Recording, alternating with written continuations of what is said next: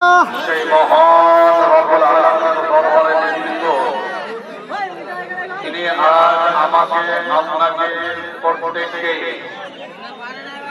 এক মাস ৩০টা রোজা সিয়াম পালন করার পর আল্লাহ পাক খুশির বার্তা দিয়ে আমাকে আপনাকে সবাইকে ঈদগাহের প্রাঙ্গণে ওয়াজিব নামাজ আদায় করার জন্য আল্লাহ পাক আমাদের প্রত্যেককে এই জায়গায় আসা এবং বসা তৌফিক দান করেছে।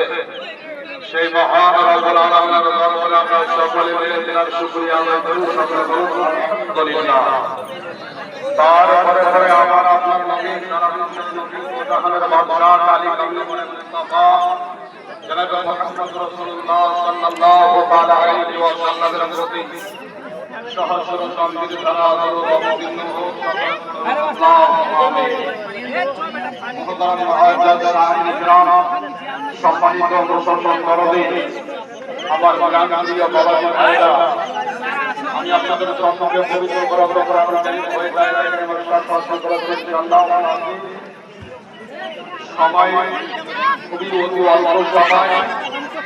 আর বিশেষ করে আপনারা প্রত্যেকেই অবগত সকলেই জানেন যে আমাদের দিনের পরিস্থিতির কারণে যে টাইমটা আমাদের ঘোষণা হয়েছিল সেই টাইম থেকে ব্যতিক্রম কিছুটা সময় আমার আপনাদের জন্য সঠিকভাবে আমরা এখানে এসে নামাজটা পড়তে পারি তার ইন্তজাম করার জন্য বানানো হয়েছে। তবে এখনো পর্যন্ত অনেক মুসলমান এখনো আছে বাবাজি ভাইরা যারা এখনো রাস্তায় রয়েছে, সময় খুবই অল্প। তার মধ্যে থেকে কিছু হাদিস ও কোরআনের জিক্র আজকাল এই 15 মিনিটই শহীদ আলহামদুলিল্লাহ। তো আসলে একবারে বন্ধু ধরে স্বরে হিলে হিলে নিজের ঝোলি খালি করে মদিনা তাইবার জানিয়ে তাকিয়ে ইশকে মুস্তাফা নবী মুস্তাফার গোলামের সবুজ দিয়ে একবারে সকলে দরুদের নাজাত পেশ করি। সকলে পড়ুন আল্লাহুম্মা